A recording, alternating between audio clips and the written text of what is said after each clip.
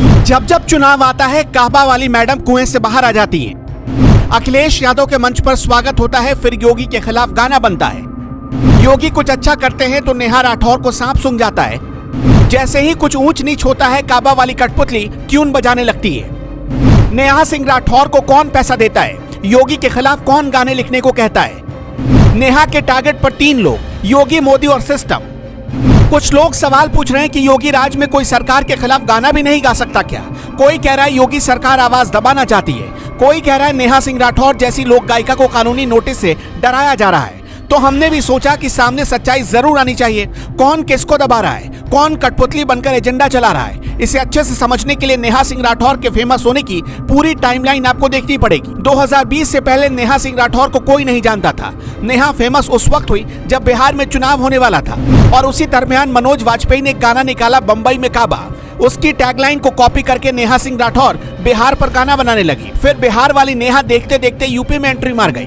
22 जनवरी 2022 को Akhilesh Yadav press conference करते हैं। नेहा सिंह राठौर का गाना उस प्रेस कॉन्फ्रेंस पे बजाया जाता है। मीडिया वालों को कहा जाता है कि आप भी इसे चलाइए और उसके बाद नेहा सिंह राठौर से जाकर समाजवादी पार्टी के नेता मुलाकात करते हैं। फिर तो गानों की सीरीज निकलने लगती है। अब इसे संयोग कहें या प्रयोग, जब बिहार में चुनाव होता है तो नेहा सिंह राठौर बिहार में एनडीए गठबंधन के खिलाफ गाना बनाती है। उस गाने को तेजस्वी यादव से लेकर आरजेडी के कई नेता ट्वीट करते हैं। नेहा सिंह राठौर की वाहवाही होती है। फिर पार्ट 2 आ जाता है, पार्ट 3 आ जाता है। इसके बाद जब यूपी में चुनाव होता है तो यूपी पर गाना बनाती हैं और वो गाना भी बीजेपी सरकार के खिलाफ ही होता है। देखते देखते पूरे यूपी चुनाव में नेहा के गाने निकालने का सिलसिला चलता रहता है और करीब दनादन 3-4 गाने निकल आते हैं और वो भी योगी सरकार के खिलाफ। नेहा सिंह राठौर तभी गाना गाती। 2024 के चुनाव में करीब 12 महीने बचे हैं तो अगले 1 साल तक नेहा सिंह राठौर ऐसे गाने रिलीज करती रहेंगी।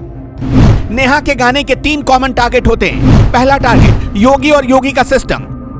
दूसरा टारगेट उन राज्यों के खिलाफ गाना बनाओ और गाओ जहां बीजेपी की सरकार है। तीसरा टारगेट अपने गाने में सिस्टम के लिए बेलगाम हो जाओ, कोई भी शब्द का इस्तेमाल करो और लोक गायिका बनकर बचते रहो।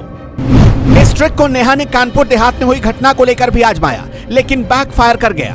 क्यों बैकफायर कर गया, सोचा है आपने? योगी के पुलिस या प्रशासन ने इससे पहले कभी भी नेहा सिंह राठौर के खिलाफ कोई एक्शन नहीं लिया, फिर अब की बार एक्शन लेने की जरूरत क्यों पड़ी, नोटिस क्यों दिया गया? ये समझने के लिए हमने नेहा का हालिया आया पूरा गाना सुना। हमने देखा कि नेहा सिंह राठौर ने पिछले 96 घंटे में 3 गाने निकाल दिए। पहले गाने का टाइटल था यूपी में कहबा सीजन 2।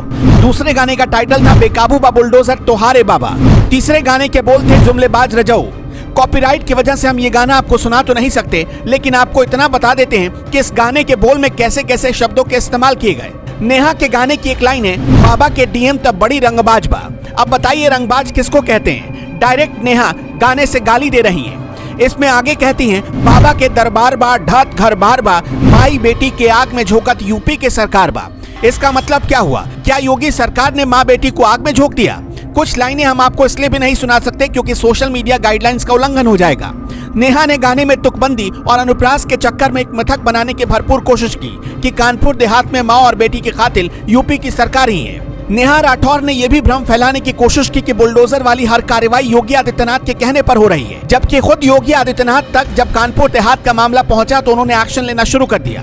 खुद योगी आदित्यनाथ ने इस मामले में एसआईटी बनाई, मजिस्ट्रेट जांच के भी ऑर्डर दिए। 11 लोगों के खिलाफ योगी के निर्देश पर हत्या का मुकदमा दर्ज हुआ। इसमें कुछ अधिकारी भी हैं। उम्मीद है नेहा सिंह राठौर इतना तो पढ़ी लिखी होंगी ही कि ये सब पढ़ पाती होंगी। नेहा सिंह राठौर फेमस होने के लिए वैसे ही गाने तैयार करती हैं जिससे उनका एजेंडा चल सके, जिससे मोदी और योगी विरोधी उनके नाम की माला जपने लगे, और ऐसा होता भी है। कई राजनीतिक मंचों पर वो गेस्ट बनकर जाती हैं, फिर फूल माला से सम्मानित की जाती हैं और हर वो मंच मोदी और योगी विरोधी होता है। इतने सबूत के बाद आप में से कितने लोगों को लगता है कि नेहा सिंह राठौर पर एक्शन नहीं होना चाहिए, और कितने लोग ऐसा मानते हैं कि गाने से लोगों को भ्रम में डालने वाले कलाकारों पर एक्शन बहुत जरूरी हो गया है? आप अपना जवाब हमें कमेंट बॉक्स में बता सकते हैं।